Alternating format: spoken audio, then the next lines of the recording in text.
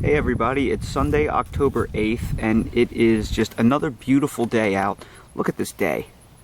There's just not a cloud in the sky, there's no humidity, it's 70 degrees, and the next 4 or 5 days in a row are supposed to be just like this. It is just amazing. So I want to take advantage. My goal this year is to have a little bit of an experiment. I want to see if it is possible to grow tomatoes and fruit them over the winter in coastal North Carolina.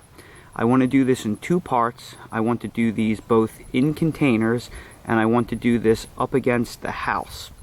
My home faces just about due south. It is brick and it retains a lot of heat during the day.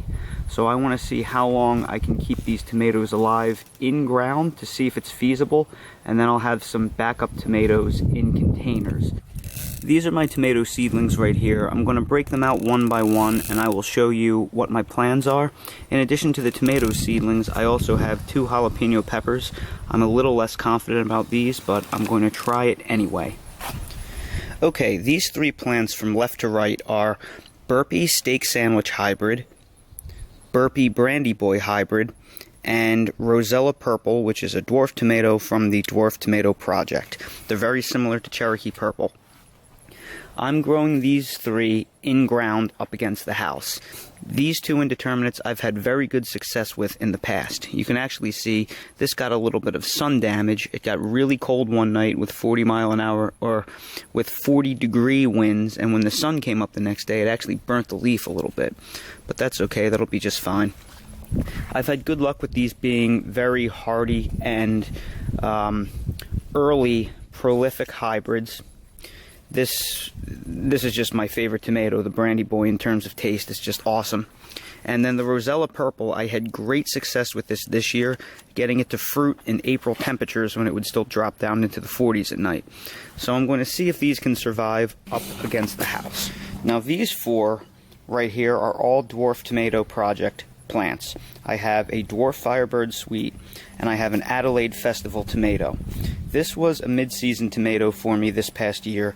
This was a later season tomato for me. So I don't know how well these are going to perform in the cold. They will be containered, so I should be able to keep them alive.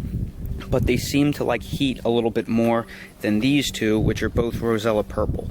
I'm pretty confident I will be able to fruit the Rosella Purples as long as I don't mess anything up and I remember to bring the containers in every night and there are no mishaps. These 2 are jalapenos. I'm going to try growing 1 in the ground up against the house and 1 in a container. I will be using 7-gallon containers for all of my tomatoes and a 3-gallon container for the peppers. They are all grow bags. This is going to be where the plants are going to go in ground. They're going to go up against the brick house in as much sunlight as possible on the south wall of the house.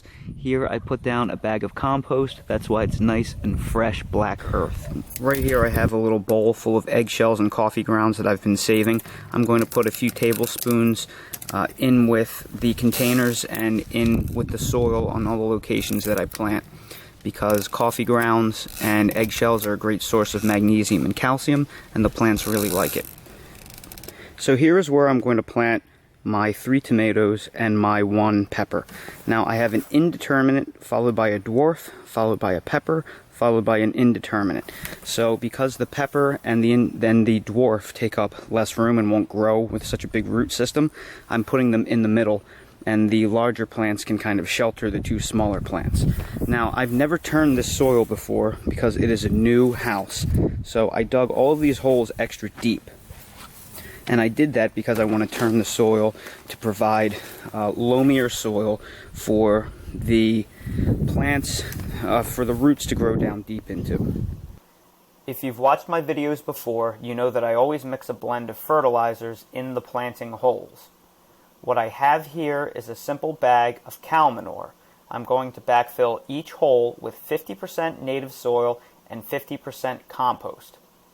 Then I'm going to take one of these tablespoon measuring spoons that come with a box of Miracle-Gro water-soluble fertilizer, and I'm going to put in each hole 1 tablespoon of bone meal, 1 tablespoon crab and lobster shell meal, 2 tablespoons all-purpose 555 granules, and 2 tablespoons of my homemade mix of coffee grounds and eggshells. I'm going to turn all of that into the hole and mix it together, then sink my plants in deeply so they develop a nice root system. So we'll do one example hole together. We'll put some native soil,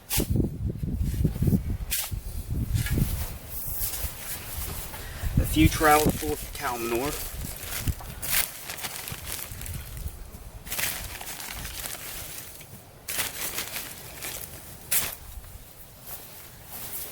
more native soil,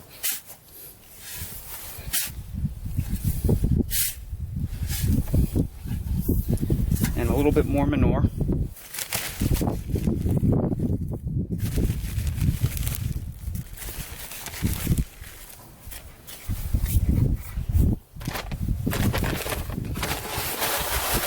Two scoops of 555 granules, 2 scoops of coffee grounds and eggshells. Well, actually I have so many, we'll put 3. 1 scoop of crab and lobster shell meal.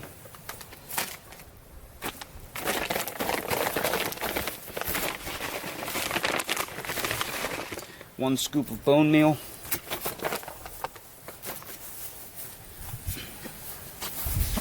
And then we'll turn this and mix it up.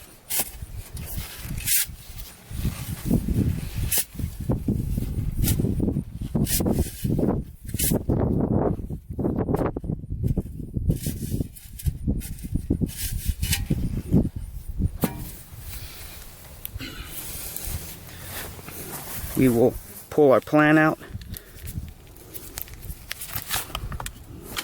fluff up the bottom roots,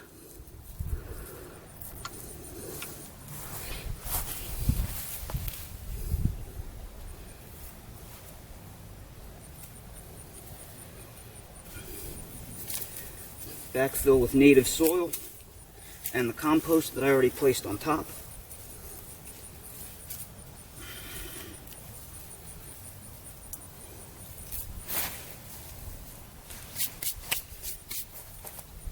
Top dress with a little more compost.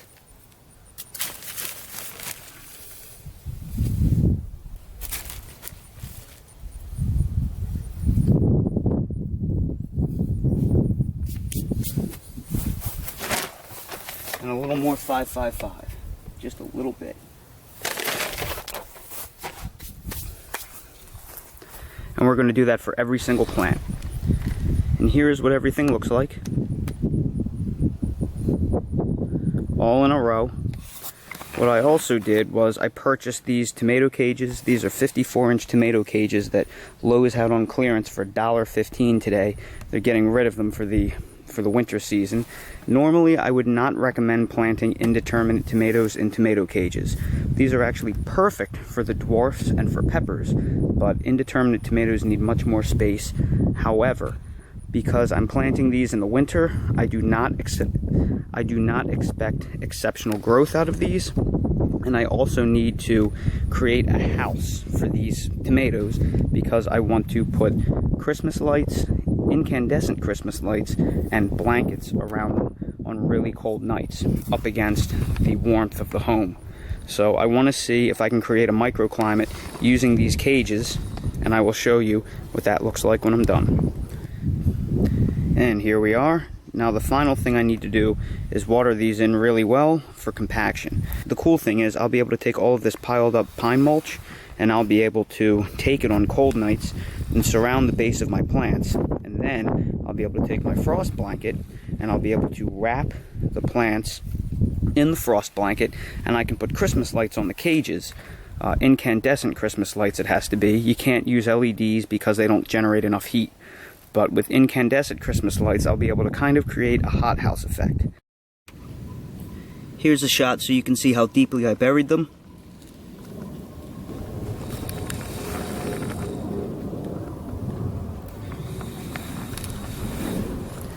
Okay, I just got done filling up my grow bags with a basic potting mix and manure. So basically 2/3 of each of my fabric grow bags are full of potting mix, and then I put about 3 inches of composted cow manure on top of it. And then I mixed it together a little bit, and I'll show you what that looks like. Here you can see where the 2 Rosella purples are going, as well as the jalapeno pepper. The Rosella purples are going in the 7-gallon grow bag, and the jalapeno is going in the 3-gallon grow bag. So here you can see I dug a hole. That's compost on top. Underneath it is all of the potting mix.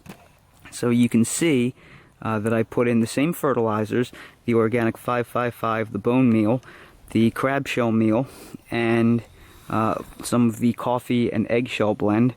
So that is what's in there. So I'm going to turn them in the hole, and then I'm going to plant my plants pretty deep.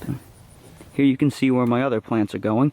This is where my dwarf Firebird sweet tomato is going to go. And this is where my Adelaide Festival tomato is also going to go. You'll see I have the same blends of fertilizers in the holes, and I'm just going to turn them with a trowel and then plant my plants deeply and water them in. We'll give you an example planting of the dwarf Firebird sweet. We will simply mix the fertilizers around in the hole, flip the plant upside down, squeeze the base, lightly fluff the roots out, plant the plant deeply, fill it in, press it down, throw a very small sprinkle of 555 around it, and then water it in.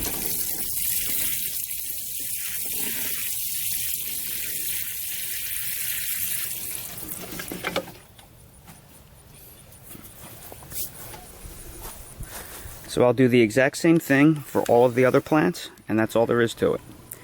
And here we are. This is the final product. Both the in-ground and the container tomatoes and peppers.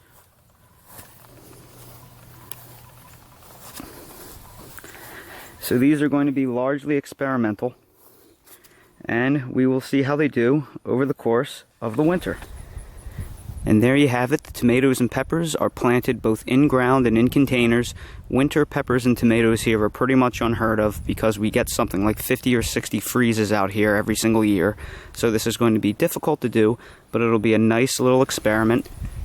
Please subscribe to the channel for future updates. Thank you all for watching. I hope you found this very interesting, and I'll make sure to update you along the way as this experiment progresses. And we'll see you again next time.